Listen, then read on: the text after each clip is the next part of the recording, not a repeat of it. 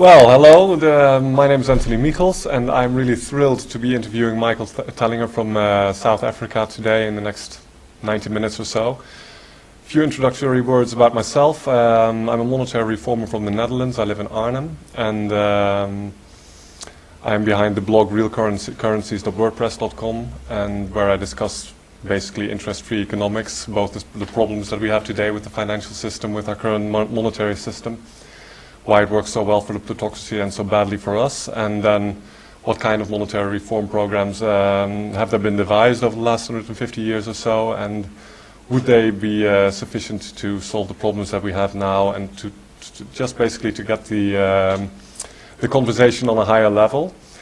But my main job is circulating an alternative currency here in Holland, the Gelre, which I think is at this point probably the most modern alternative currency out there in the world, and I think we'll spend a few words on that in this interview also. And well, without further ado, here's Michael Tellinger from South Africa. Michael, welcome. Thanks, Anthony. Lovely meeting you. I've heard a lot about you and your work, and I'm really impressed, and I'd like to also ask you a little bit about your knowledge and input as to what we could possibly benefit from in South Africa in our speedy transition, if I have anything to do with it. So my background, for people that don't know me, is I'm a researcher and an author from South Africa. I have a degree in pharmaceutics from Wits University in Johannesburg. For those that are impressed by that kind of stuff, I stumbled upon an interesting discovery that has really captured the imagination of alternative thinkers and those that are really at the leading edge of science, and that's linking the ancient stone circles of South Africa, the vanished civilizations of Southern Africa, to the Sumerian and the Egyptian and the Mayan and the Aztec and all the other ancient civilizations of the world, and also really connecting the dots between the ancient civilizations and what's happening in the world today. And that really is, I believe, the most exciting connection and subject of discussion at the moment. Also, I've found that the ancient civilizations, these vanished civilizations in South Africa, had an advanced technology, and way more advanced than what we use today, that is connected to Caesar technology and hypersound, and they used sound as a source of energy for pretty much everything they did. And we're only starting to understand now what it is that they were up to, or get an idea, or think we have an idea what they were up to. So just for our information here, Michael, we'll move on to finance and Ubuntu a little later, but this is where you started out, I think, with the stone circles. This is what brought you into all this. Can you explain how that went, or? Yeah, sure. It's my obsession, or interest, should I say, with the origins of humankind and ancient civilizations and ancient human history. Who are we? Where do we come from? Why are we here as a species? And I often say that the fact that we don't have instant answers for those three very simple questions clearly points out to the fact that we're a species with amnesia. If we don't know who we are, where we come from, and why we're here, and if we deny the folklore and the stories that have been told by ancient cultures for thousands of years, we sort of tell our children that those are just stories, they can't be true. That makes us a species with amnesia. And that started me down a path of research and discovery into origins of humankind, and reading the ancient texts and studying various religious groups and religious belief systems, and realizing that it all points to a specific point in time when humanity was suddenly created and emerged as a new species that didn't exist before. And this is all highly consistent with pretty much every ancient civilization, the knowledge that they had, and the shamanic information and shamanic knowledge that gets transferred down through the ages. And it was that in 2005, while I was writing Slave Species of God, which was my first book about the subject, that I suddenly became aware through the research that I had to do, suddenly became aware that there was a period, much longer period in human history, where money did not exist at all. Any kind of money, no form of money whatsoever. Even in the philosophy or the concept of money did not exist. And it's only in the last few thousand years that the concept of money suddenly emerged. And I realized that, hold on, there's something wrong with this equation. And I realized that there was a time in human history that money was introduced as a tool of enslavement to the human population by the priest kings, or the gods, if you can want to call them that, to the human race. And it was done for one very specific reason, for absolute control. And it was at that time, in 2005, that I started looking at a concept of a world without money, and what would happen if you remove money from society. Because But before you go there, what gave you this clue that this was introduced into human society as a control mechanism? What made you see it? well, it really came from the Sumerian texts and the translations of the Sumerian tablets. It's in the Sumerian tablets. Oh yeah, very much so. Oh. Because there was a time where there were no kingdoms on earth, and there were no kings that ruled the earth. People were just completely and utterly enslaved, without any kind of hierarchy among the people themselves. The only hierarchy they seem to have been is between the people and the gods. Yeah. These are the beings, call them ETs, call them whatever you want. And this is where you have to become comfortable with coming to terms with the fact of extraterrestrial activity on planet Earth. Yeah. Because if you're not comfortable with that, all of this stuff is not going to make any sense, unfortunately. And this is where a lot of people go through mainstream education and upbringing and religious upbringing just go, oh, I can't go there. That's the problem. Mm-hmm. Mm-hmm. Yeah, and when did, you were also saying humanity suddenly arose. When did this happen? Well, I'm talking about humanity in the species that we call the human race. That doesn't mean to say that there weren't other beings on planet Earth at other times, millions of years ago, and possibly even billions of years ago. But again, this is an area that many people are not prepared to go. Yeah.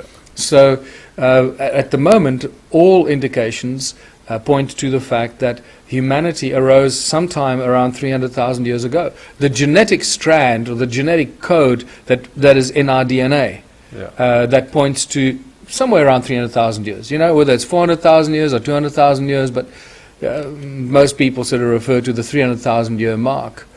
And was humanity always ruled by these god kings in this era? That's without a doubt, that's the situation. Yeah. Okay. And again, there's some interesting Sumerian texts that refer to this event, and they're known as the King's Lists. The Sumerian texts that are known as the King's List, that actually tell you in very specific terms is of the time when the gods appointed the kings on earth from among the people that they controlled. And they gave those kings, turned them into the first priest kings, and these first priest kings were given special knowledge, special privileges. They were given knowledge of science and alchemy, and probably given some fierce weapons with which to control the rest of humanity, and given information that they then kept secret and occult and hidden from the rest of the people, with which this information they then used to oppress and control the people. And this is where you start seeing the rise of secret societies, all the occult behavior, secret rituals and all that. And the Sumerian tablets tell us very clearly that there was a very specific time in human history that this event took place. And is there also a date? Well, that's where it becomes interesting. The only reference to date that we have that we could use in some sort of way is that same King's List, although two of these same King's Lists that I refer to actually talk about the flood. And this is where you can start saying, okay, is this the biblical flood we're talking about? Which flood is it? Because it clearly says, and then the flood swept over. After these priest kings ruled the world and these other gods ruled the world for more than 220,000 years. Then came the flood. Then came the flood. So And this flood is also a global phenomenon. All these exactly. civilizations have these myths. Absolutely. Yeah. Every ancient culture talks about the flood. So we know that there have been great upheavals in human history that we have no idea about. The fact that the Earth's north-south pole has shifted, and I'm not talking about magnetic north, I'm talking about true north. The fact that that has shifted, it is not where it is today, not where it was in past times. That's a spectacular thought. We can't wrap our heads around that, right? So Yeah, because what could have tilted the Earth? That's the question. Then. exactly. Yeah. And it's not about the tilt of the Earth. It's not about the fact that the Earth is tilted at 23.5 degrees or whatever it is today. What I'm talking about is the axis, the north-south axis, is not where it was in the past. They are, and I'm saying this because Adam's calendar was constructed on where the north-south axis is not lying where the north-south axis is today, and this has got nothing to do with the angle of the Earth. Okay. So we're dealing with huge geophysical forces that either pulled the crust or shifted the crust of the Earth, but something that was so powerful that it made the north-south, the axis mundi, as it's called by the shamans. The axis mundi has moved. Okay. When you hear about the flood nowadays, at least what I hear a lot is that it is associated with the end of the glacial area. Yeah. What's your position Well, on that? the fact that you use the word glacial is interesting because a lot of the work that I do was inspired by Zecharia Sitchin and his translations. The more I get into it, the more I realize that many of his interpretations were not necessarily accurate, and we're finding new evidence for that. But it pushed us in the right direction. He was the pioneer. Exactly. And if he had known what we know now, he would have changed his mind. Because it sounds to me like he was an open-minded kind of guy, and he went with what information he got. And interpretations can only be based on the amount of knowledge that you have. Of course, yes. Yeah. So he gave us his interpretations based on the knowledge he had. If he had the knowledge that I now contribute to this pool of information, he would have probably brought a lot of other information that he had that we are not even aware of, and been able to put a much more cohesive storyline for us. So it's a pity that he never got to see some of these discoveries that I've put together in southern Africa. But he translates some of the information in the Sumerian text as that they talk about the flood, the so-called when the flood swept over, came as a result of a giant celestial body moving very close to Earth, coming from the southern ecliptic from the South Pole towards the Sun, and it was so close to the Earth that it actually pulled the giant ice sheets on Antarctica into the oceans, causing these giant tidal waves that were kilometers high, not just hundreds of meters, but kilometers high tidal waves that would have gone right around the planet. And that explains why everything is so destroyed. Well, this rings a bell because there's also the notion that even a few thousand years ago, nobody knows exactly how long ago, but that kind of time span, the firmament might have looked very different. I mean, that in the old ages they equated planets with the gods. Yes. This seems strange because nowadays if you look at the firmament you see very tiny dots, and you need to be a very good observer to even see that they move. Yes. But there are many reasons to suggest that even a few thousand years ago Venus, Mars, etc. would have been huge objects in the sky, meaning we would have been much closer to them, they to us, and that the movements, the slow movements of the bodies in the firmament, etc., and that this would have created this idea of gods, and would have been very impressive, obviously, for people. Yeah.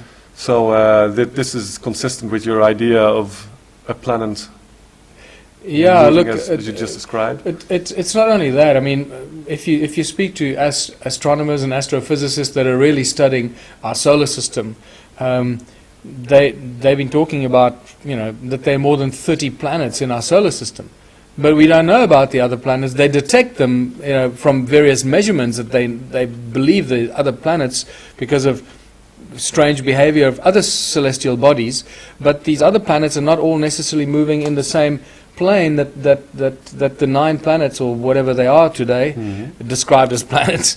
They're not in the same plane. That they're actually moving at slightly different angles to the plane of orbit of the other planets and so forth. So just like comets. Comets are a great example. That there can be huge comets in our solar system and they disappear.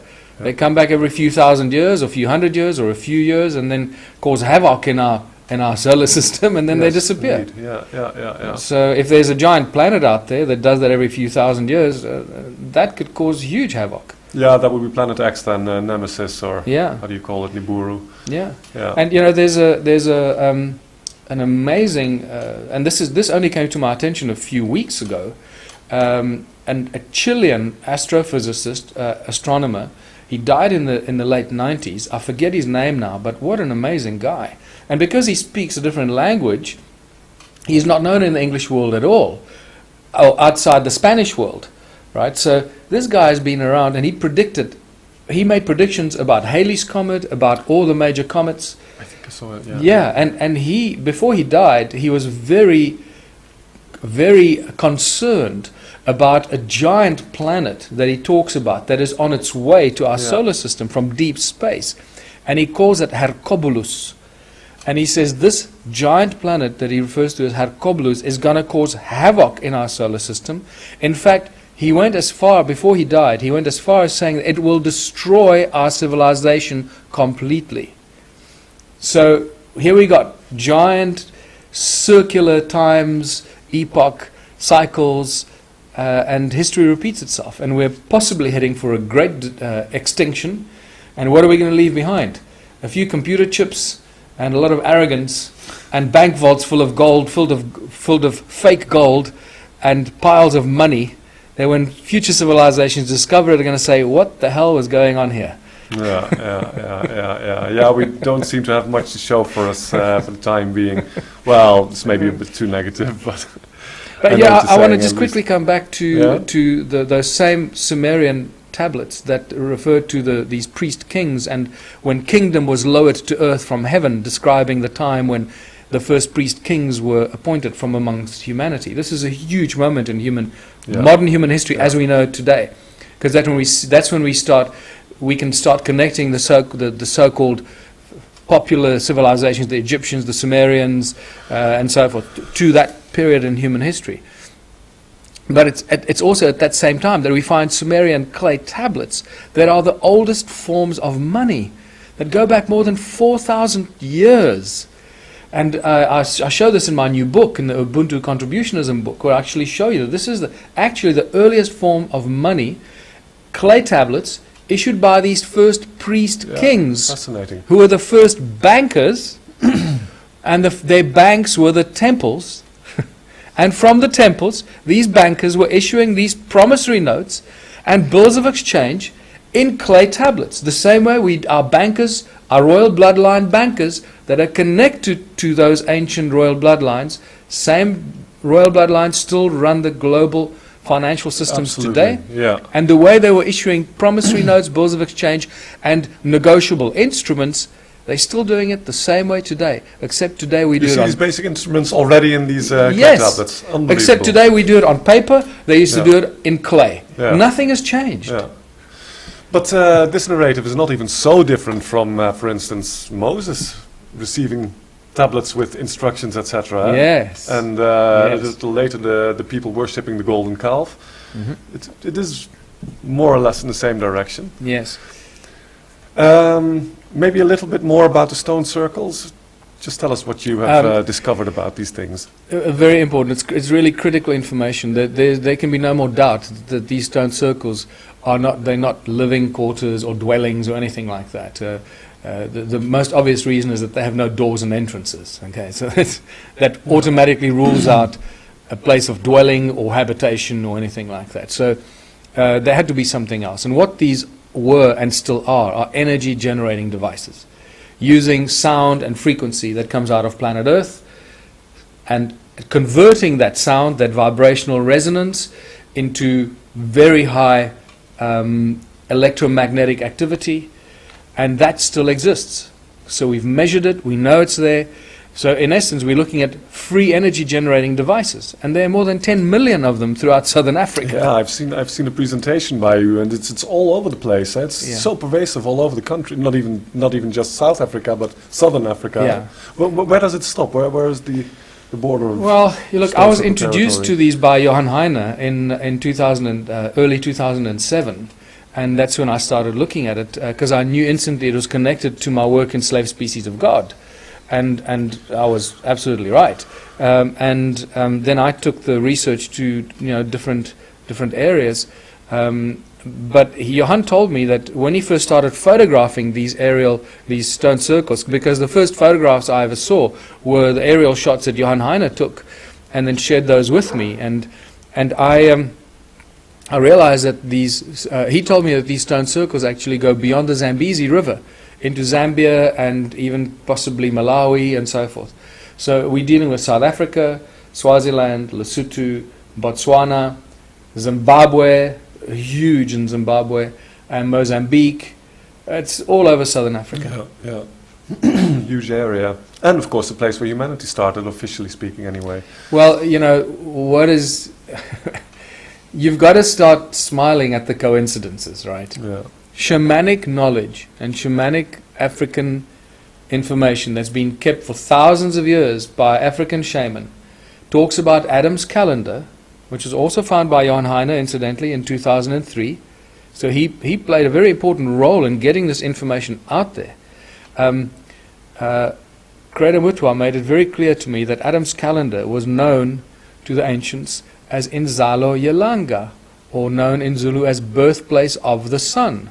And what happened at this place, the birthplace of the sun, that's where, according to the African shaman, humanity was created by the gods.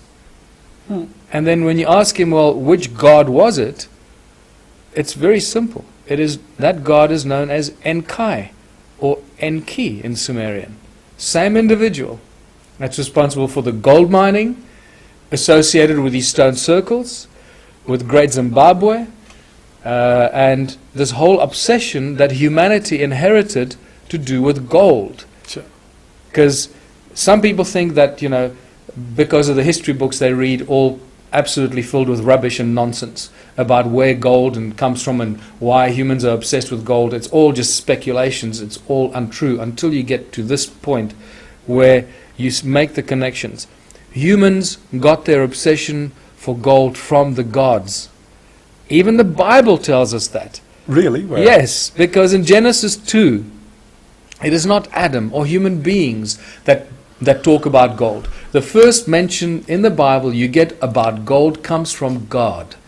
Or the correct expression, actually, the Elohim, which is the plural, the gods. Yeah. And we all know that the gods in the Bible, or many of us believe, that the Elohim and the Anunnaki are actually the same group of beings. In fact, people that do a lot of work on the Anunnaki have openly stated that the Anunnaki used to call themselves the Elohim. Okay. And that's so where it's a very direct link. Very direct link. Yeah, because in maybe for the people there, later all these different words for God or gods was made the Lord or yes. So the word Elohim in the Bible, the Hebrew origin of the word, is a plural for the gods. Yeah. It's never a singular. Exactly. And then it just became, from the plural, it became God. Yeah. And that's it. And that it's like, it is such deception. It's unbelievable. Yeah. People read the Bible all their life. They study it and they have no idea what they're reading. Yeah. True. Fair enough. Yes. Okay. And you see them as energy devices. These stone circles, and you also added they basically still are. Oh yeah. If all we need to do is figure out how to convert this electromagnetic activity into energy, the usable energy. Yeah. I know there are people that know how to do that. But if you can measure it, you can transform it. Absolutely. Yeah. Yes.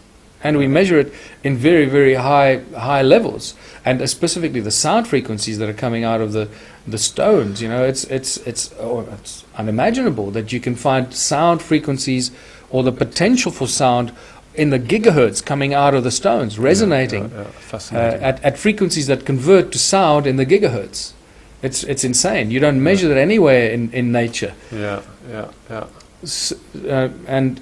And then you obviously the other stone structures that we need to pay attention to, and I think in there it lies a lot of information that we need to look at, and our scientists need to look at, and those are the stone circles that resemble modern day magnetrons, and magnetrons are little devices that are in laser beams, and microwaves have magnetrons to create the high frequency microwaves and so forth. And magnetrons create incredible amount of energy and used in lasers that can cut metal in the split second.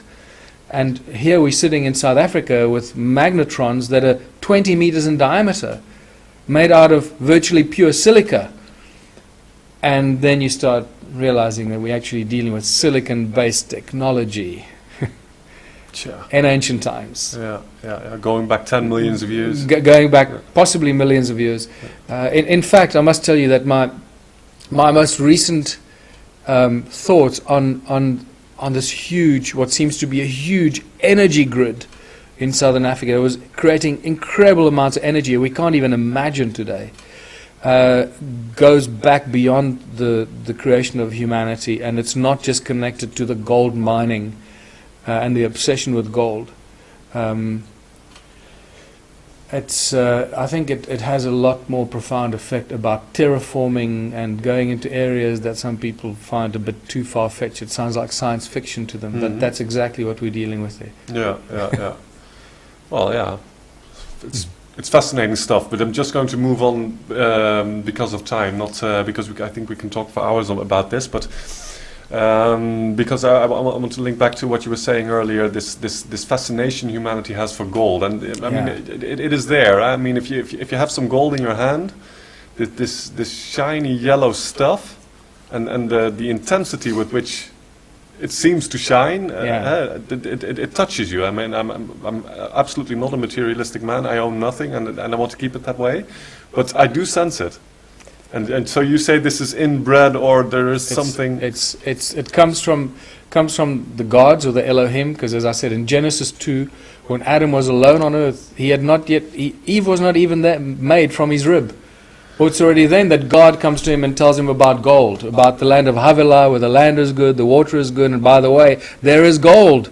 Yeah. So humans got their obsession for gold from the Elohim or the Anunnaki because they were mining the gold, and they created the humans as their slaves to mine the gold. And there is where all the trouble started, right? So the obsession with human gold comes from the fact that the gold never belonged to the humans. It always belonged to the gods.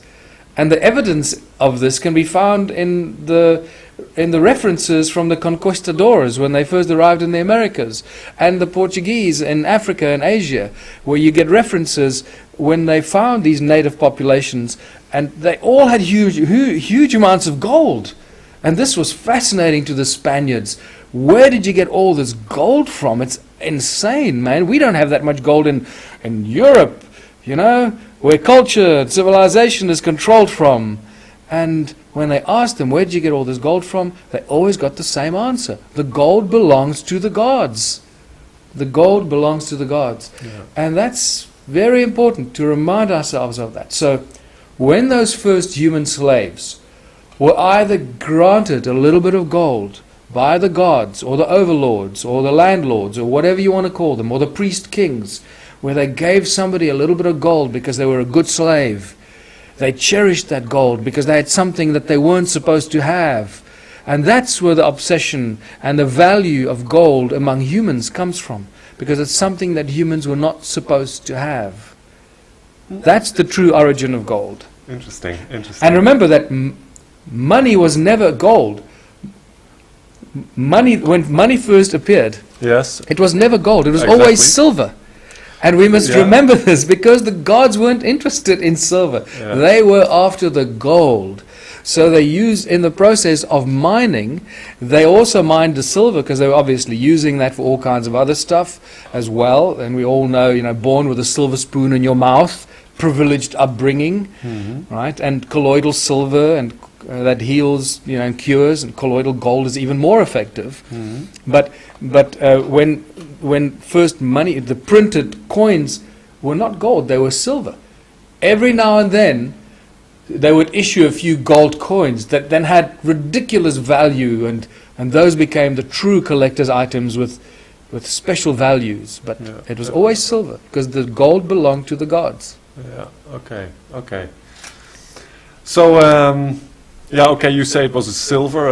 One can also make a case that real ancient money, also by the priest kings, by the way, was simply bookkeeping already at that stage, Yes. but that they were using silver as a unit of account. So, Yes. So not actually exchanging the silver itself, but Yes. using it to express value. Yeah. So, but never gold, indeed. Yeah. Very true. So. So when you see yeah. movies and they say, "Oh, here's some gold coins for you," that's not accurate. Yeah.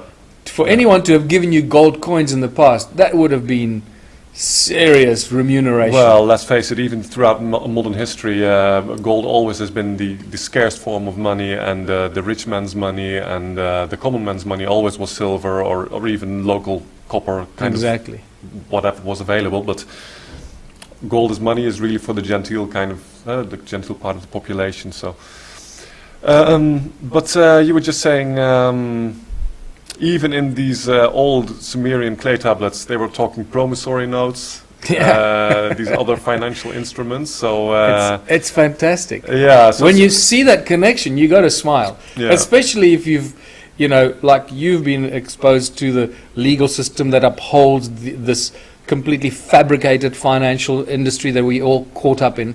And when you're involved in it at a Supreme Court level, and you see how the laws are all structured to uphold this false abuse of humanity, it puts a smile on your face, because now we can see the connection, and it's really very easy to see through the lies and deceptions. yeah, and it's just mind-boggling to see how this basic strand of money goes throughout human history. Yeah, and if you see how obsessive everybody is trying to, and this intense sense of scarcity that people experience because there's never enough money, etc. And it's really mind-blowing. And a book that particularly impressed me is The Babylonian Woe by David Essel. Maybe you've heard of it.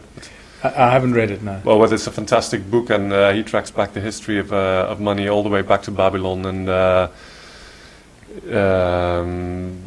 he's one of the inspirations why I talk about the money power, talking about the conspiracy, because you can give it many names, of course, but the monetary part of it is so fundamental, and they really do rule us through money.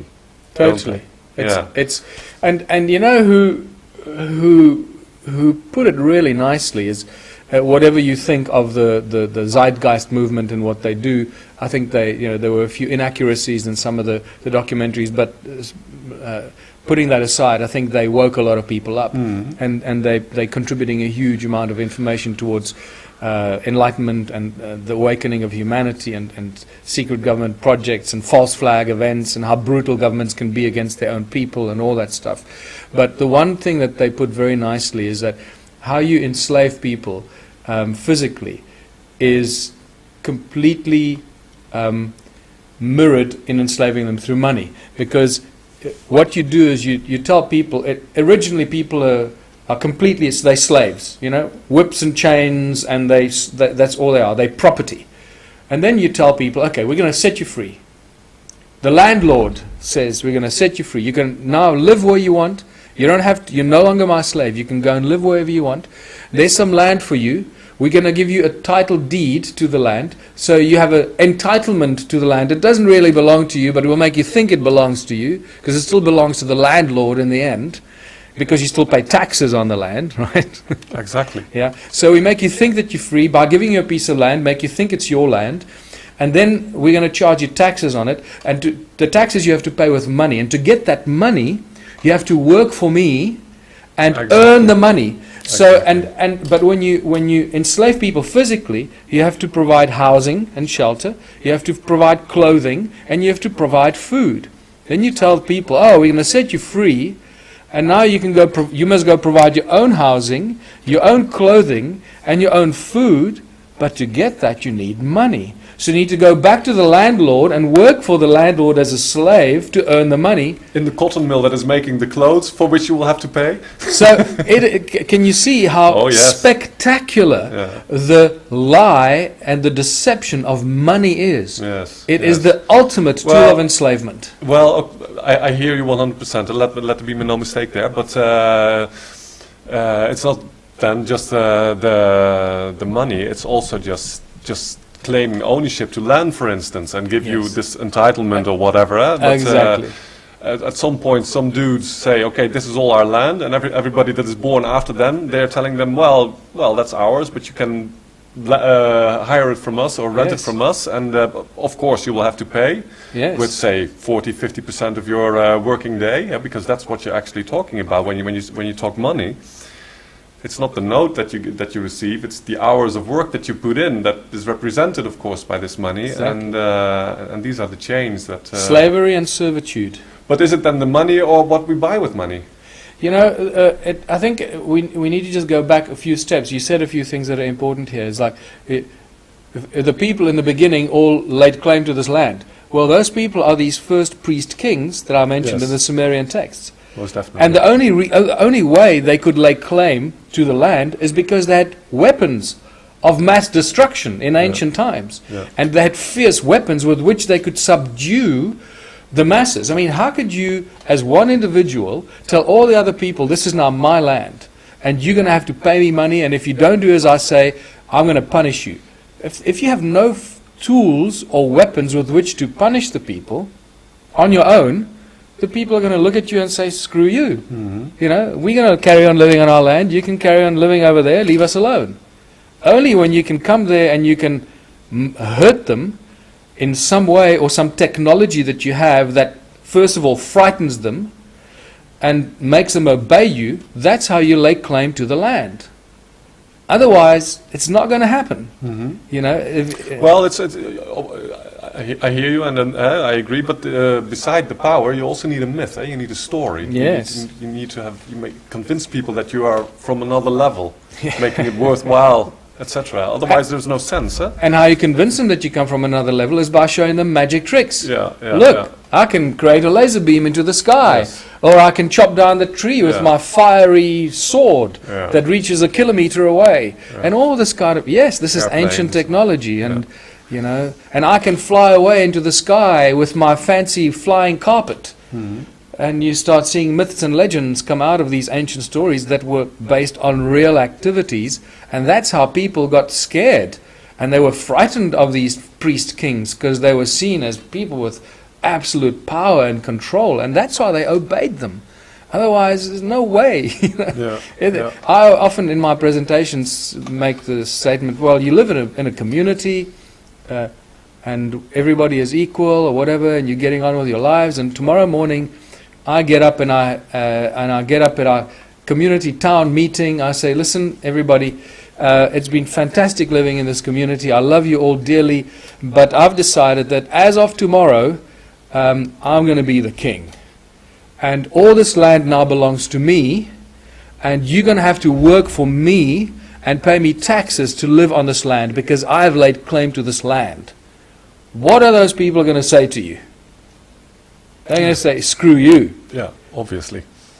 And when they say screw you, you're going to either say, okay, well, that was just an idea, or you're going to say, well, I'm going to mess you up. You're going to say, well, here's a thing that I'm going to convince you with to do as I say. And that's where the playing field shifts. Well, another thing that might have impressed the people is that there are clear indications that these gods were also much bigger than we were. Oh yeah, yeah. So Oh look, and that's story. And then the whole thing of giants and the Nephilim in the Bible. Yeah. I mean, remember that in the Bible, it's not just the Nephilim. It's the Anakim, it's the Nephilim, it's the Rephaim, it's the Zamzumim, it's the bigger Gibberim, it's the Emim, it's all these weird beings that were giants. They refer to as titanic races of beings that we know nothing about. Yeah. The only ones we know a little bit about are the Nephilim, who were giants, and they came and they took the daughters of man and had children with them. Yeah, bastards. What? Yeah. Okay. I really want to move on now to today, because this is laying the groundwork actually for obviously what are we going to do about it, because that's what really matters, of course. Yes. And you in South Africa, you do many things. One of your key activities, I think, is litigation against banking and perhaps government in South Africa. Yeah. Can you tell me a little bit about? Our litigation or my personal legal action against the banks started in 2010, and I knew absolutely nothing. I just heard at that stage. I started about 2 years prior to that. I started hearing this philosophy of sovereign man and sovereignty, and that you're born free on the land, and then you, from the moment you take your first breath, you're enslaved, just like you said. Those before us laid claim to the land. And now everybody is born, and from the first breath we take to the last breath we breathe out, we are enslaved to those who make the rules and the laws. You're 100,000 in debt by the time you get born. So. Now, when you are born, and that applies to every single living, breathing human being, when you are born, you come into this world, you didn't agree to anything. You didn't sign any contracts. Nothing. You didn't agree to work or to pay taxes or none of this stuff, and yet you're forced to do that all your life. Clearly there's something wrong with that equation. Mm-hmm. And for some people that are still struggling with this, they need to look deep inside their hearts and minds and think about this and realize how enslaved and manipulated they have been to believe that the lives they lead are normal. Yeah. They are as abnormal as you could possibly get.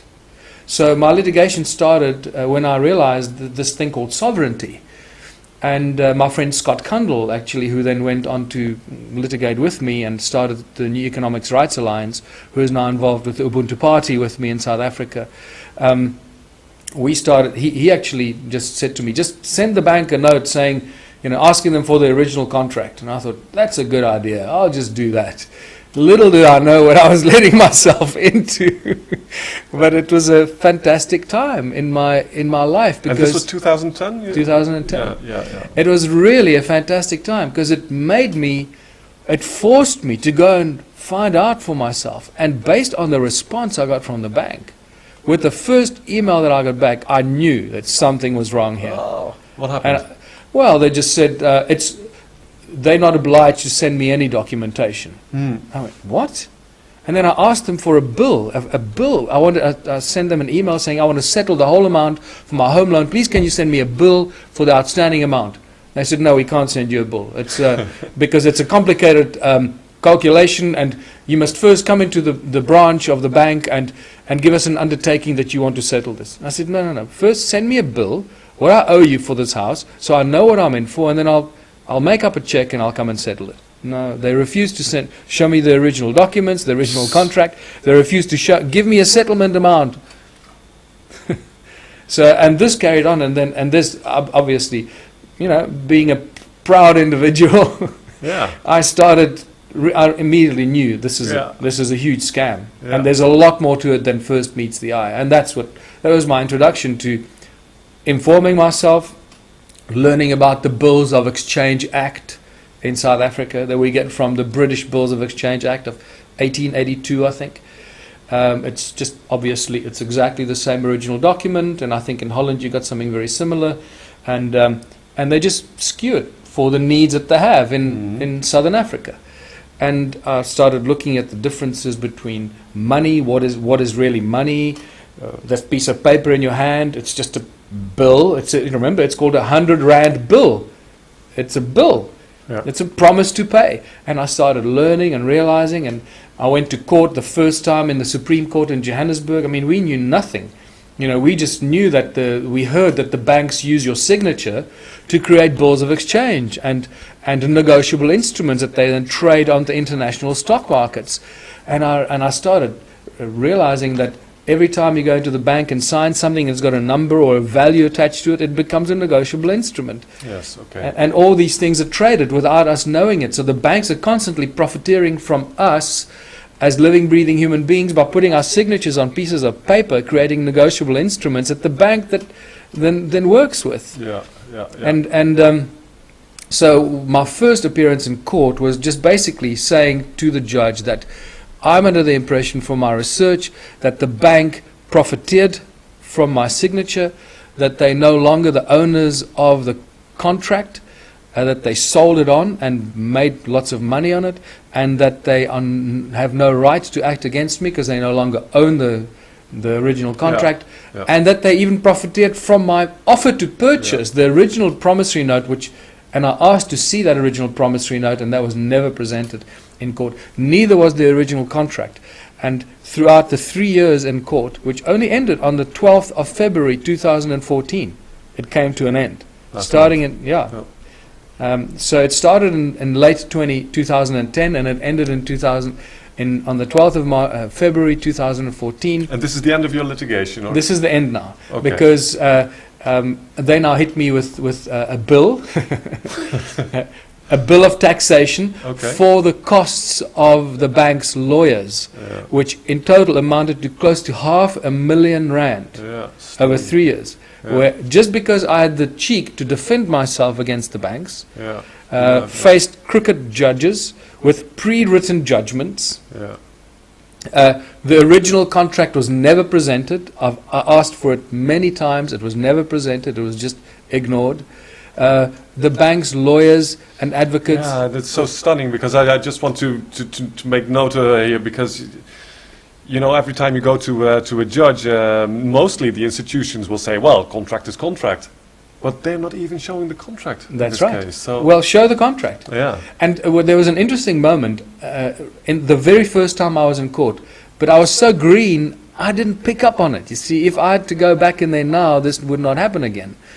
And this is why I believe that they have accepted my promissory notes. As you know, I've paid the bank with close to R500,000 with 3 separate promissory notes.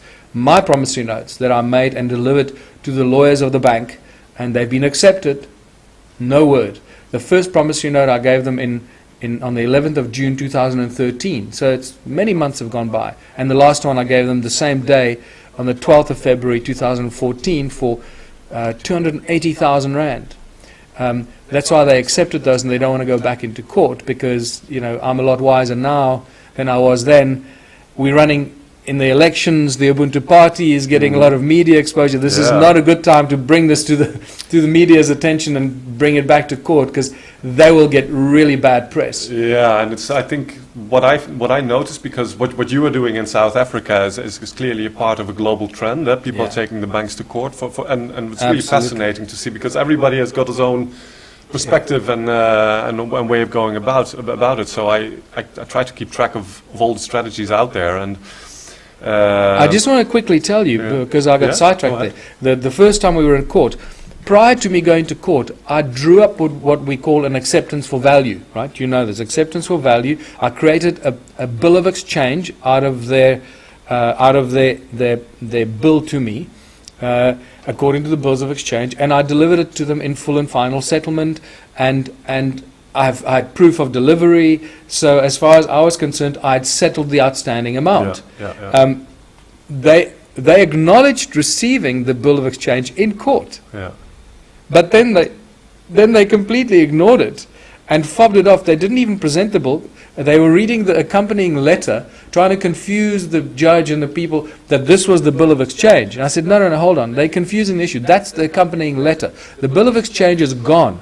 They've got my bill of exchange. They've kept it, and I want it back, because it's close to R1,000,000, and either they're going to credit my account for the amount on the bill of exchange, or I want my bill back. It's my bill. The judge at that stage turned at the lawyers and said, where's the bill?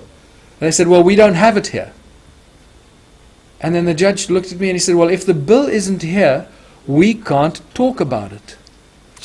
Now that was an open door for me to say, thank you very much. If the original contract isn't here, we can't talk about it. Yeah, well, it seems so clear, actually. But I was too green. I didn't know enough, But even green or not, but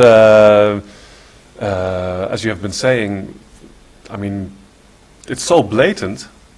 They will force you to show the bill, Absolutely. but they will not show the bank to show the contract. No. And even if you point it out to them, Yes.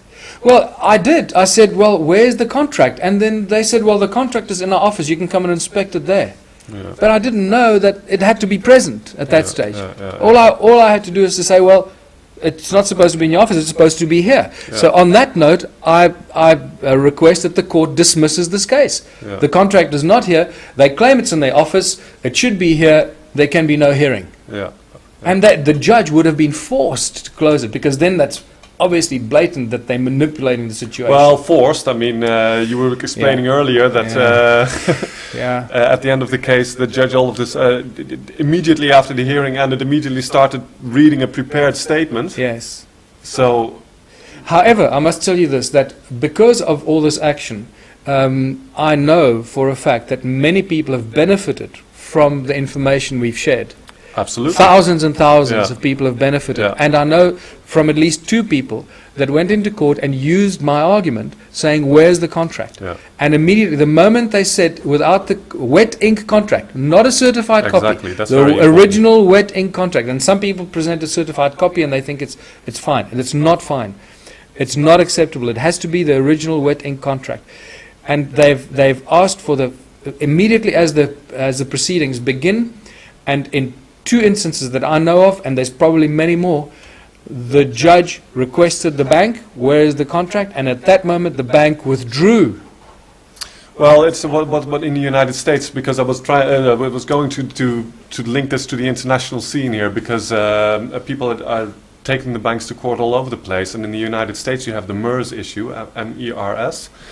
What happened in the years before the housing bubble popped in 2008 is that all these banks created these derivatives, these mortgage-backed securities, and traded them. The securitization of all these loans that go on into the financial sector. There's all these derivatives, and what they do is they take 10 mortgages and they cut them into pieces and put these pieces of the mortgage into the derivative.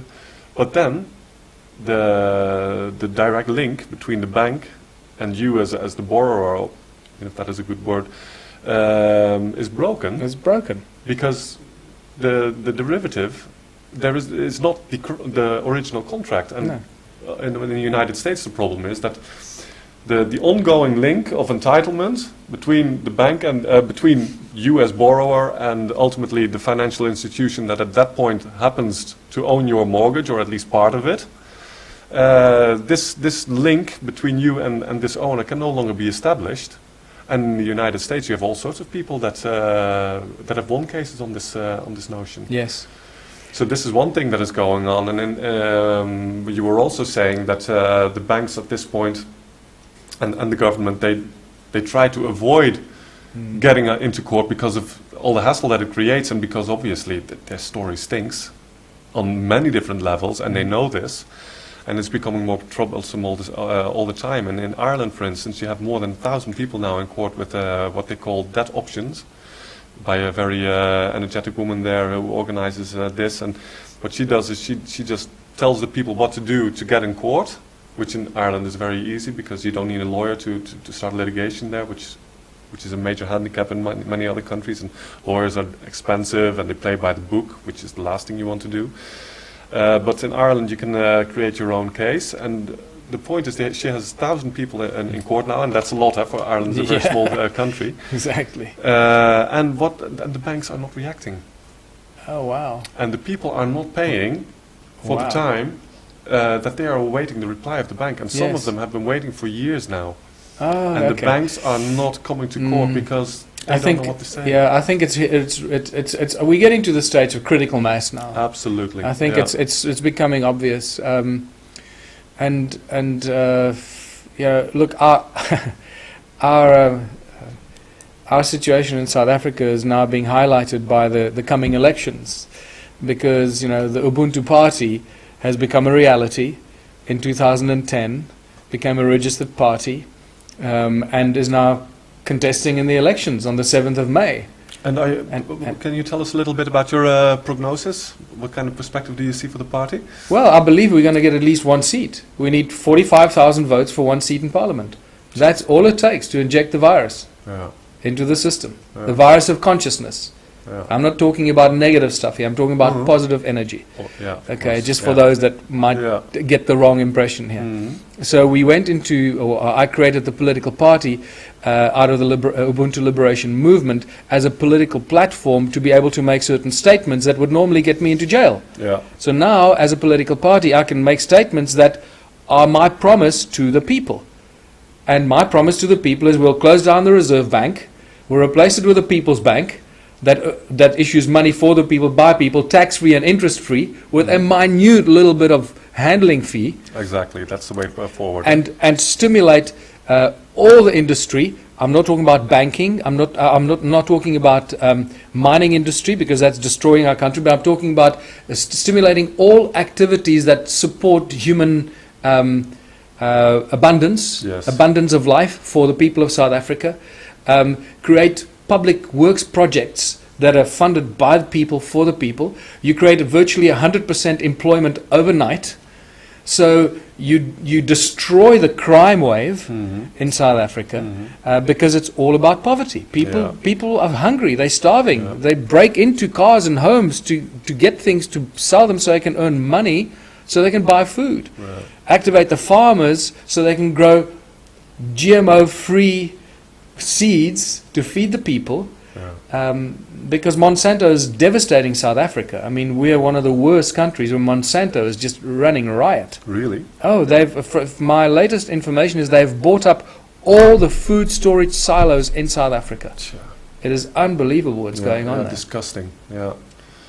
So the Ubuntu Party's promise is completely contrary to all the other parties. Yeah, but I want to expand a little bit, elaborate a little bit on this, because it's very clear then that monetary reform is really at the heart of your program. Absolutely. Yeah. It is. It's all about monetary reform and making people understand some of the things we spoke about here, the origins of money, why it's so screwed up, why it's so controlled. Because only when people understand who's really behind the control of money, that they realize why we can't solve the problems we have today with the tools that created the problem. Yeah.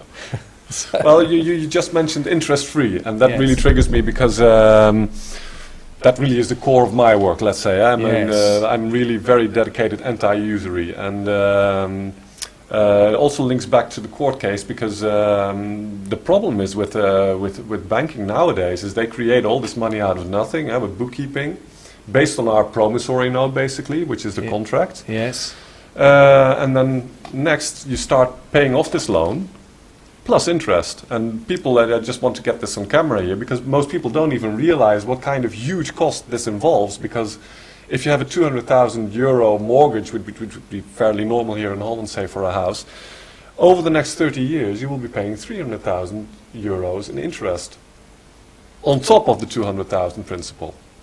So what this does, this creates two major problems. In the first place, what are we paying the usury for? Yeah. Because most people think, if we go to a bank, I borrow from a depositor, somebody who's been saving money there. Yeah.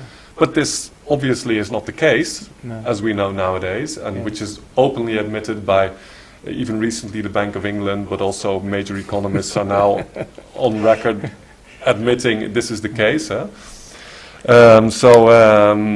It's not speculation or conspiracy theory. This is a so-called reality staring us in the face. So we're paying 300,000 euros for basically pushing a few computer buttons. That's it. Well, incidentally, what you said there is exactly what the advocates of the bank admitted in my court case. They admitted that they created the money out of thin air, Yeah. that they didn't have the money when they loaned it to me. So even in the contract, there's deception, because they're claiming they loaned me something, Yes. and now they say, well, we didn't actually have it when we Yeah. drew the contract up. Exactly. So contract law should prevent a bank from even entering into such a contract. Yeah. So even the own laws that govern their criminal activity, the laws should actually prevent them from doing that. Yeah. But they're so blatant and arrogant now, and the judges are paid so well by these bankers Yeah. that they just completely ignore those arguments. Well, I think that's one of that's really very encouraging nowadays that maybe even a few years ago, only a few years ago, going into a court. Well, I obviously can't really judge about the South African situation, but let's say here in Europe, going into a court and trying to tell a judge that money is being created out of nothing, etc., it would have been really very complicated to even prove such a thing. Yes. Because the banks are so intransparent, they're so obscure in their way of working. Many bankers themselves don't know. I was talking to a Dutch banker only a few months ago with a major Dutch bank, and he was telling me that he was just waking up to fractional reserve banking, and he was telling me that his board even didn't realize that they were into fractional reserve banking. The whole system is so obscure, even to the people Yes. working within the system Yeah. itself. So, Yeah. but nowadays, with recently this video from the Bank of England, I don't know if you saw it, but recently the Bank of England published a short video Oh yeah, I did see that. Yes. saying it's the loan that creates the deposit and not the other way around. Very clearly saying that the bank is actually creating money. So nowadays it's no longer an issue. You can Yes. just go in and say, listen, everybody knows this. We have economist A, B, and C saying this. We have the Bank of England saying this. The Federal Reserve Bank is admitting it. So, and then you can make the next step. So if we can agree that the money is being created Out of nothing. out of nothing, the minute we walk into the bank, can we then say that if we have to pay 300,000 in interest over the next 30 years, and for a 200,000 loan, can we then agree that there is no real, that there's nothing real that the bank gives up, there's no real service that the bank delivers, so there is no solid reason for the bank to ask this kind of money? It's basically a fraud. It's because there's this very basic legal idea that you can expect a reasonable deal, something like that. That is very fundamental in most law, but there is no reasonable deal. No. There's an interesting word you just used there, fraud. Now, and this is a crime. Fraud is a huge crime, obviously, that people go to jail for life sometimes, right? Ordinary people, but not banks. And now in South Africa, the whole securitization thing is a spectacular deception, because there we have these companies called SPV, special purpose vehicles, and special purpose companies, and special purpose something else. And they buy these, it's an outright sale. It's not a cession. It's a sale from the bank to the SPV. The SPV takes complete ownership of this mortgage loan, and so the bank has no more right. They are then given some sort of right to monitor the payment, but that right should be spelled out to you, because the bank they sell the contract and the loan, but then they continue sending you invoices every month. So that's fraud. Yeah, as if they're the owner. Every time you get a mortgage invoice from the bank every month when you get your slip, they're committing fraud, because they're no longer entitled to send you a bill with the bank's name saying you owe them the money because they sold it on. And of course, the fact that they securitize this mortgage by selling it to this special purpose vehicle without you knowing about it. Correct. Without you sharing in the profits. Yes. That's fraud also.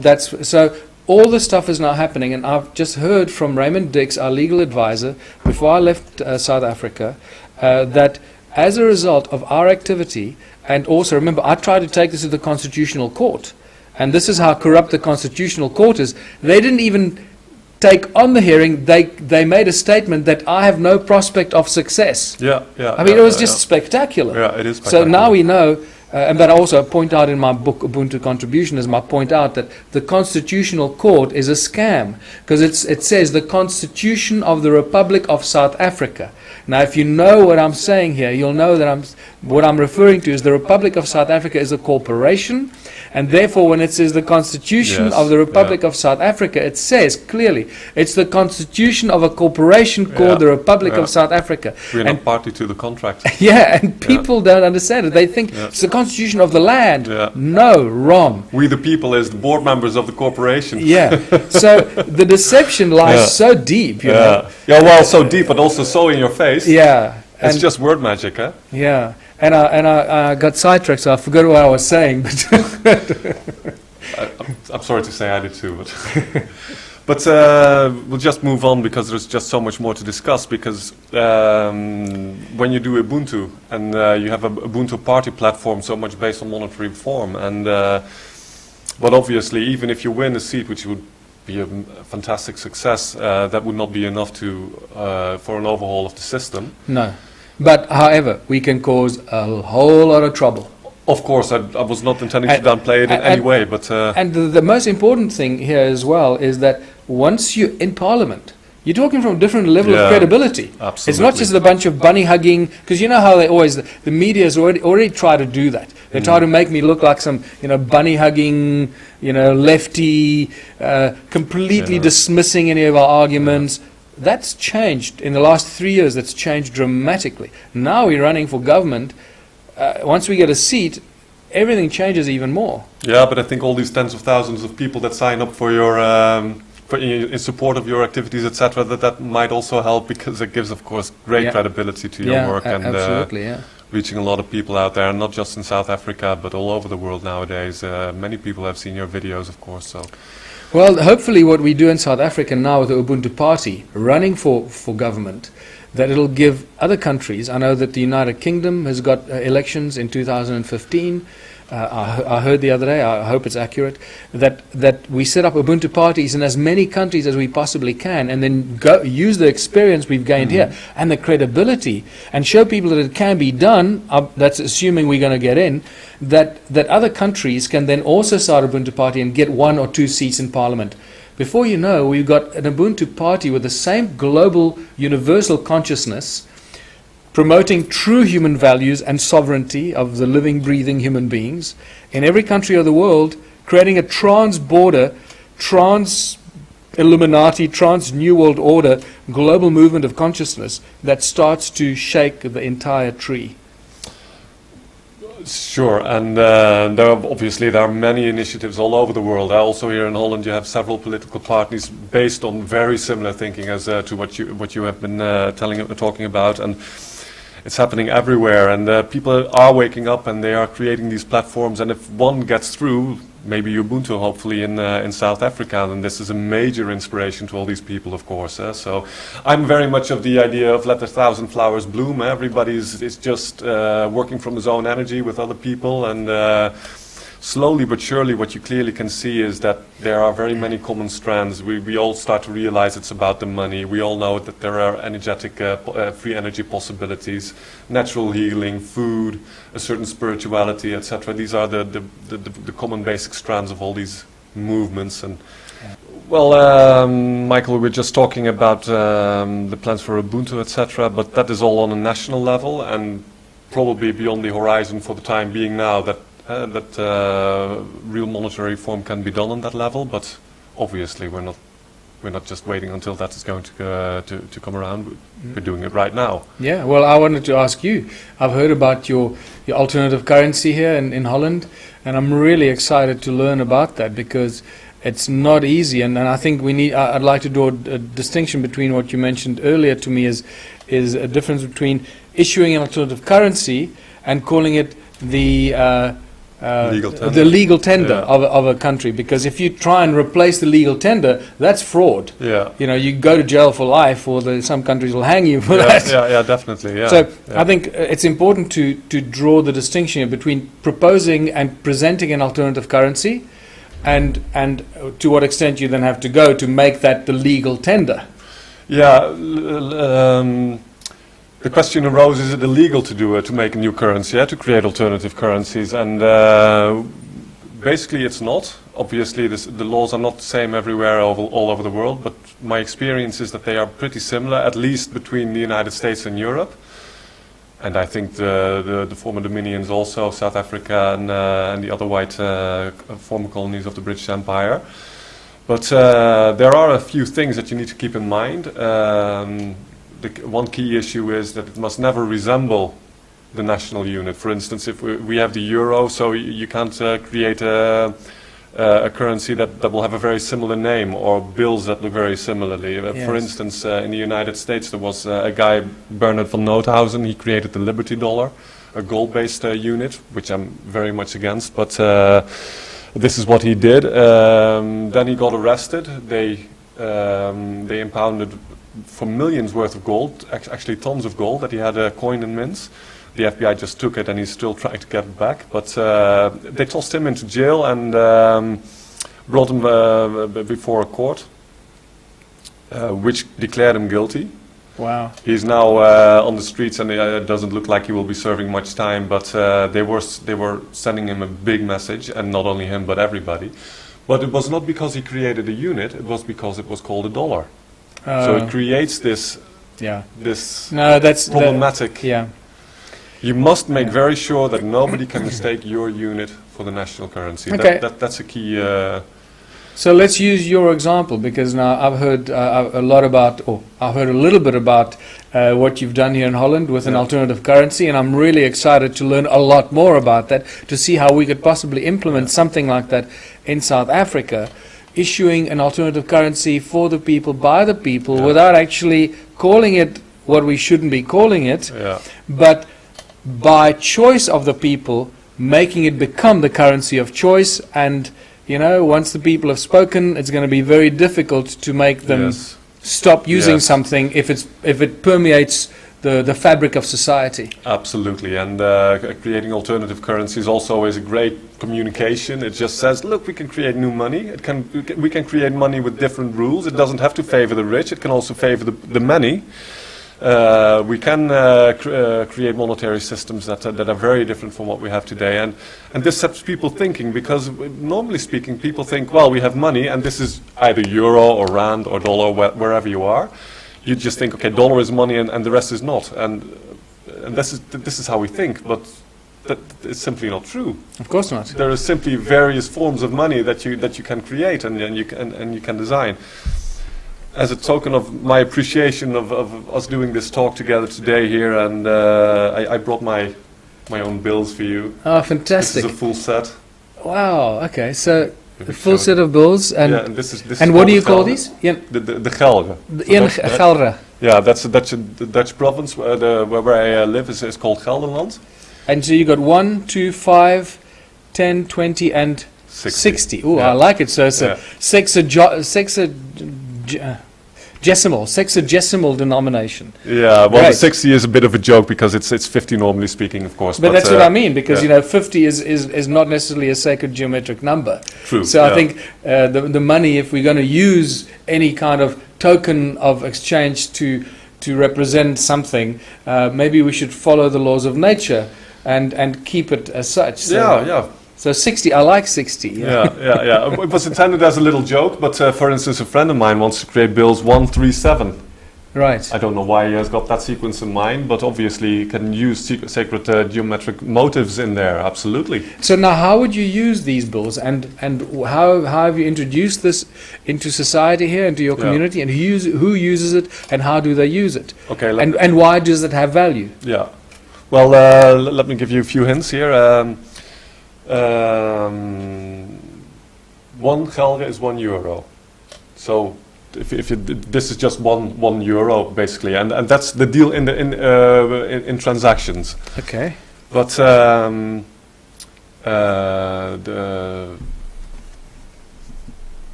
a lot to say about this. So let me see where I shall head up. But there are basically two ways that you can create alternative currencies. Two very basic monetary architectures. Either you go what I would call euro backing or rand backing or dollar backing. You would simply sell one of these notes in exchange for a euro, and you would give a little discount to make it attractive. So you would sell them for 95 cents, for instance, and this would give you 95 cents to back your note with, and also gives you the possibility of converting it back to euro for a rate of 95 cents. And this 95 cents creates both an incentive to buy them and start paying with them, because 1 geld is €1 in the shop, and it also creates an incentive for the storekeeper or the businessman who takes them to spend them instead of exchanging them back to euro, because that's what you want. You want your note to keep circulating within your community. And this creates euro convertibility, which is really a very big thing, because if your unit is not convertible, it's going to be difficult for businesses to accept them, or more difficult. It's not yes or no, but it's more difficult for them to accept them, especially if the network is still very small, because then they would be accepting notes that they can't spend viably elsewhere in the network because of so few participants. But also in very big networks, for instance, a network like in Switzerland where you have the WEER, which has 60,000 businesses participating, turning over billions per year. What you have is that some of these businesses are so successful getting an income in WEER that they get too much of it, more than they can actually viably spend. So they have to restrict accepting it because they cannot convert to other units. So this is a great boon if you can create convertibility. However, the problem is that if you need to get 95 cents for every gelde or whatever kind of note that you're putting into circulation, you cannot print more of your money than you have euros at your disposal. And this is a big problem because one of the key issues with money is that it's scarce. It's too scarce. There's too little money in circulation to get everything done. Yeah. So you import money scarcity from the euro system if you go with euro backing. Another problem is that you cannot do interest-free credit, and because you cannot lend out more than you have, and euros, these are interest-based, so you cannot go to a bank and get a few 100,000 euros because you will be paying 5% per year for that, and then lend them out interest-free to your participants. It's impossible. Yeah. So, and this is the second architecture then of money. You can create money by bookkeeping, where you can have interest-free credit simply by double entry bookkeeping as the banks do. Exactly. But instead of slapping 5% interest on somebody who's got the bad luck of having a minus in front of his name, you just say, we'll do with service and handling fees that are actually cost-based to keep the operation running and not this plunder mechanism that is now what we have with usury. So double entry bookkeeping, debit and credit, and this automatically gives interest-free credit, but you have no euros in the bank backing your unit, so there's no convertibility. So now you've implemented this and you're doing this here, and do you see this going on for a long time, or is this just a short little thing to show people that it's possible? Let me link this all together. Let me tie this all together, because these are the two monetary architectures: euro backing or interest-free credit-based. And what is so special about the gelde is that it's the first unit in the world that is interest-free credit-based, and it's still convertible to euro. Oh, now how did you manage that? By creating an online bourse, a sort of exchange, where people can sell their excessive gelde for a maximum of 95 cents. So if you have a business, you have some turnover, maybe 5,000 gelde, you want to spend 2,500 in the network, and the other 2,500 you can simply sell on the exchange, and because every gelde is worth €1 in the shop, so if you sell them for 90 cents, for instance, or 93 cents, then the discount is already 7 to 10%, and this creates structural demand for your unit. Okay. And this is what creates this convertibility. Very interesting. Yeah. And this has been the result of when I started out in this business quite a while ago. By now, my question was, if interest-free money is so good, why is it not the norm? Yeah. And of course, we can say it's the money power that is restricting monetary alternatives, etc., etc. Yeah. But it's also because we simply do not have the architectures yet to create this full-blown currency that can actually really compete with the banking units. That's very interesting. I really like that, Anthony. It's a very interesting alternative that can be implemented very quickly. Because you've now already got a foundation, yes. You've laid the foundation here, so it could expand very quickly what around the world. What I have is the unit is called the gelde, but I call my system the talent. And it's, the talent is also an old biblical. Exactly. Yeah. So how many talents do you have? Exactly. So. And we use that, people can simply use my talent system, or the talent system, because it's just open source. And obviously there are differences per country. For instance, we use a system that's called Ideal for online payments with banks. So people can buy online geldes here in Holland. You have to use the Dutch banking system to settle the account. But obviously there would be a different system in South Africa. But that could easily be implemented, and then you could use the talent system. to create currencies with. Okay, that's very interesting because we were talking. Scott Cundall and I were talking and theorizing about creating something like this, but actually creating like the people's own new promissory note. That's a standardized sort of logo and a look and feel, and then people just create their own promissory notes based on whatever they feel the value is for what they're receiving, or that somebody demands. So it becomes a bit of a negotiation, and then somebody then issues a promissory note to that value for the person for something that they received. The moment there's a real exchange of services or goods, and a promissory note is exchanged for that, then it becomes a valuable negotiable instrument. Yes. And can be traded by that person that then holds it for something of equal value anywhere else. Yes. So there's a very interesting opportunity that we can look at. Look, personally, quite frankly, I hope that it's not going to be necessary, that we can win some seats in the upcoming election in South Africa, that we can start putting pressure on the government to close down the Reserve Bank because it's a fraudulent criminal organization that's extorting the people, and do the right thing. Replace the central bank, privately owned central bank, with a central bank that's owned by the people, that issues money for the people, tax-free and interest-free, as I said, that can make everything possible. So you don't have to go and try and find these clever, ways around the system because you've got a criminal organization running your central bank. So that'll be the shortcut.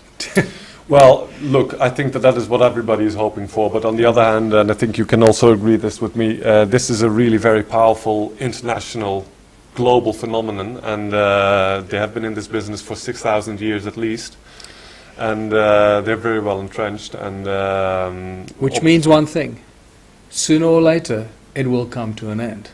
Most assuredly so. Yeah. All I'm saying is that this is a war that they are bringing to our doorstep on every thinkable level. Yeah.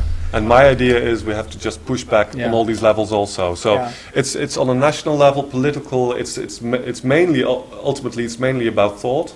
If there is impaired thinking in society, then obviously you will have bad solutions. Mm-hmm. Our thinking is now for 99% controlled by these demigods that have been ruling us for all these centuries.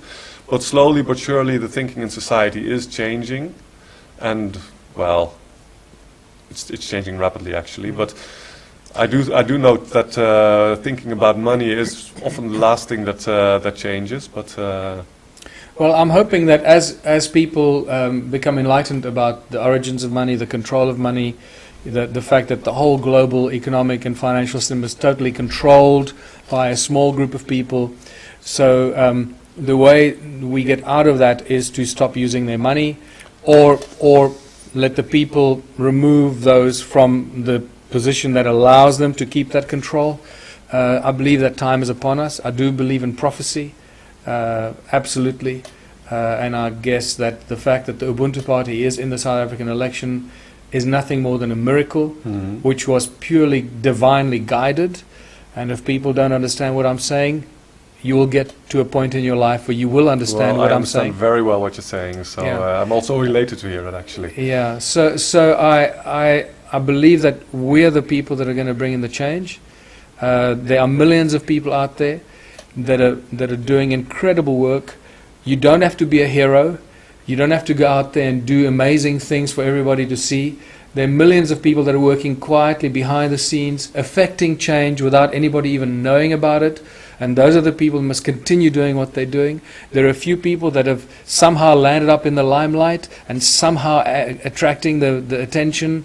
And those are the people that need to continue doing what they're good at. And I guess you and I are among those people. And it's our responsibility to make sure that those people that are not necessarily getting the limelight or the exposure, if you want to call it that, limelight is a very harsh word, but or at least getting other people to listen to what they have to say. There are millions of people that are doing work equally important. Yes. They must carry on doing that. Yeah. And the one message I want to send to the people that feel alone, when they become enlightened or wake up, as they call it, I'm now awake and I've woken up to the lies and deceptions, don't feel alone. Realize that there are millions and millions of people that feel like you. Yeah. The only problem is that those people are often reserved and they're scared to share their knowledge and information. They often don't even talk to their family members. Stop doing that. Go out there and be brave.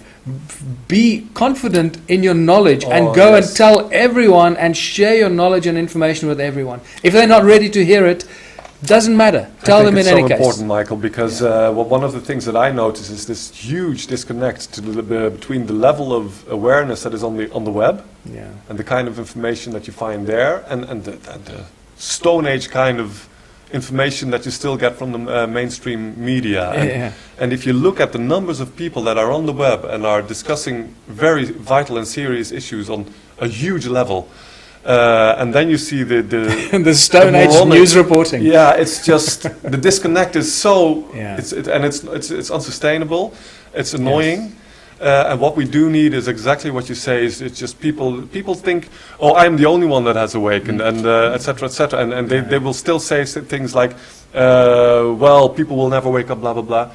It's untrue. People are not talking amongst each other. They're not sharing. They're not showing the world how many are actually awakened.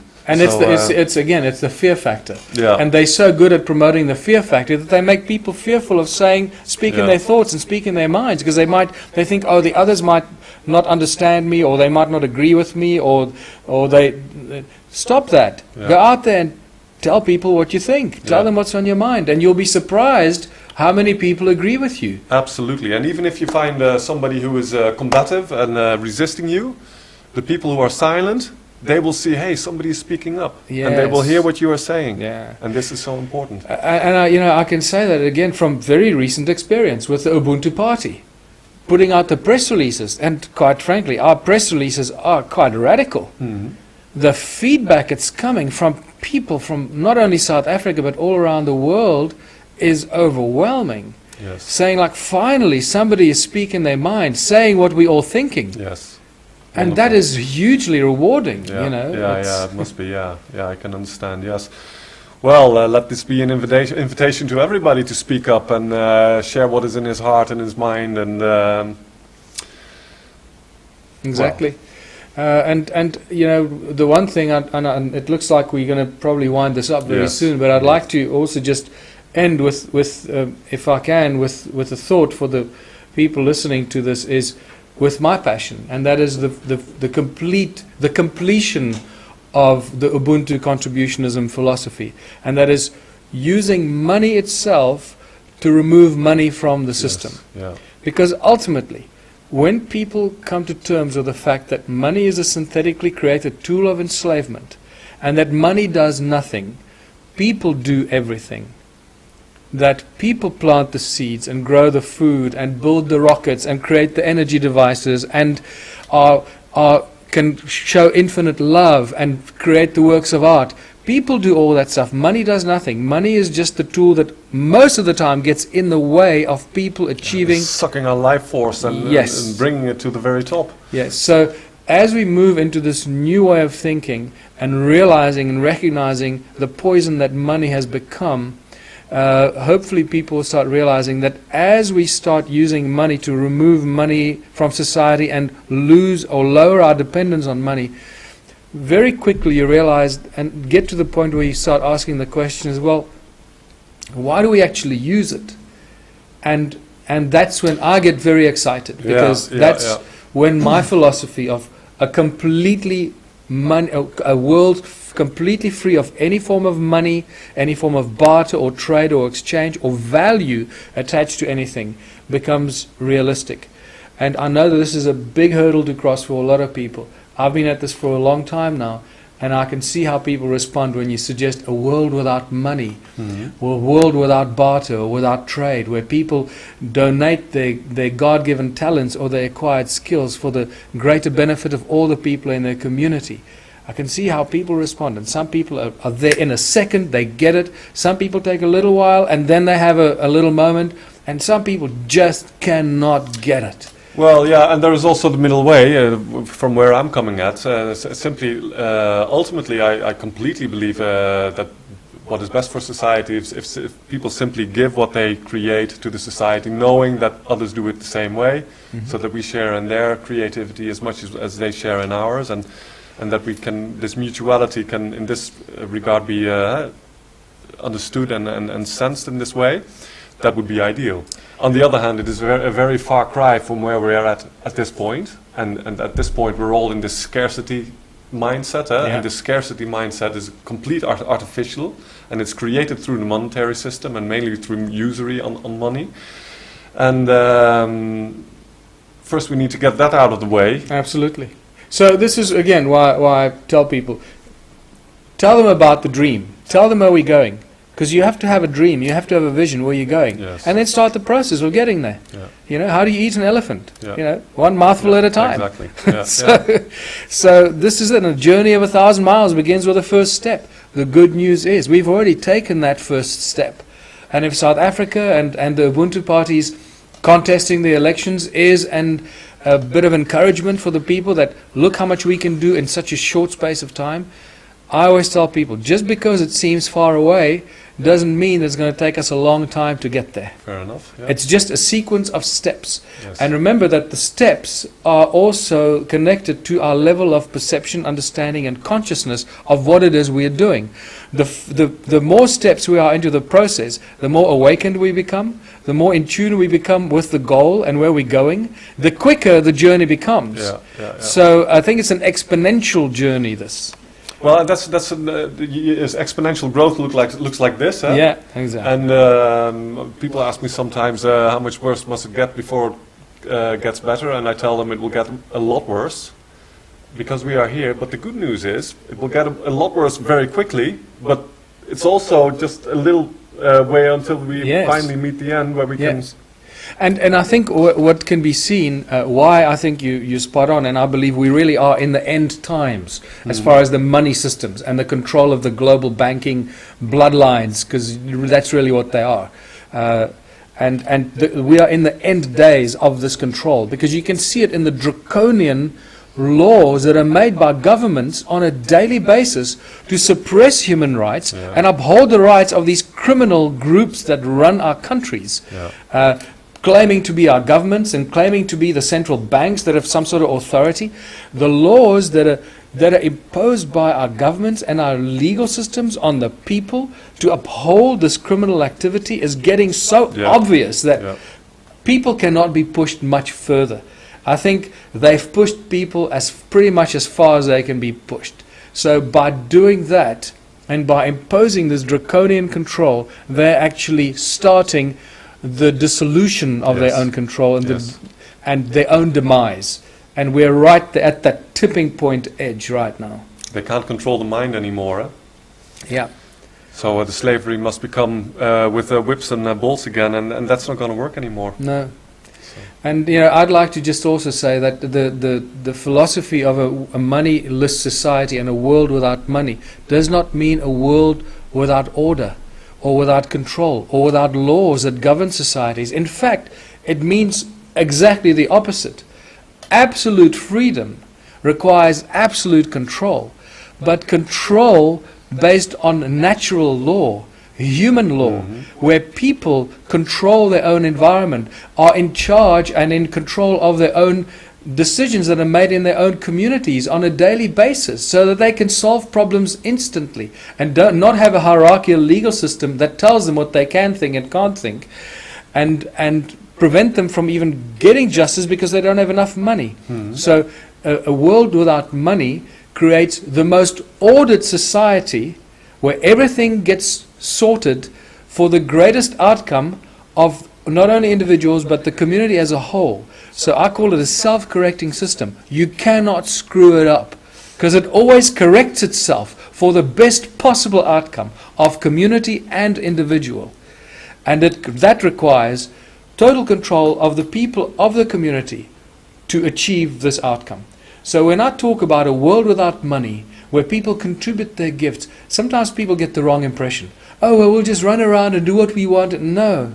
Yes, you'll have that freedom, but it's within an agreed structure, how you contribute your God-given talents towards the community so that all the others can benefit from it. And it's not just an expression of your own ego that runs off at a tangent and does things that is completely tangent to the community. We were talking about how humanity was created as a slave race, and this is so deeply ingrained in people because they really believe that they need to be pushed around, shoved around, enslaved to banks to get up in the morning and make a living. And that's what they call work. Make a living. Exactly. Instead of I'm alive. trying to express something that is of real importance to us, our love for each other, our love for beauty, our innate calling, etc., etc., and that this creative process should be the work of the future instead of slaving away for some stupid banker or. And that's it. You hit the nerve end there. Creative process. Often one of the frequently asked questions, and I've fizzled them down to about 13 most frequently asked questions, and I like that number 13 because it's a sacred geometry number, and they are really, out of thousands, hundreds of thousands of questions I've fielded from people around the world for the last 10 years while developing this philosophy. It comes down to 13 the most frequently asked questions. Isn't that spectacular? Mm-hmm. Because all the other questions are somehow connected to these first 13. With those 13 questions, we solve all the problems within our own communities. Us, we, the people. No one else does it from outside. We solve them ourselves. It's simple, it's very obvious, and it is so exciting that when people see this, you can visibly see them get excited. Now, one of the frequently asked questions is, human nature will never allow this to happen because people are greedy and people are this and people are that. And people actually presume that we know what human nature is. Coming from a completely enslaved, mind-controlled, brainwashed way of thinking, duped for 12 years of a draconian kind of education system, we come out of that thinking we know what human nature is. So I'd like to remind people that human nature is completely the opposite of what we think. The first primary objective of every living, breathing human being, from the moment they are born until it gets beaten out of them, is to create. We are creative creatures. We are, after all, the product of the great creation. All we want to do as living, breathing human beings is to create. And that is the thing that gets stopped. We get abruptly stopped and shifted direction to become these drones and marching machines, little soldiers, to promote the agenda of the bankers to become slaves in their corporations to do what? To earn money. The moment people realize that we're really creative souls, all we want to do is create and make things and do things and cook good food and build beautiful things and love other people and share things. I mean, sharing is one of the best ways to feel rewarded when you share things with people and you see their gratitude with what is it you shared with them. It's the best form of reward. Yes. Yeah. Not money. No. Well, I think that's a wonderful way to wrap this up, Michael, for the time being anyway, because that's really what it all comes down to, and talks about who we are from the heart, and that's what our system obviously should express. Yeah. So, well, I thank you for this time shared with me, and wonderful chat we had. I hope that it shed some light on this issue, diverse issue for many people around the world. Me too, and I really enjoyed this chat myself also. Yeah. So thanks a lot. Thanks very much, Michael.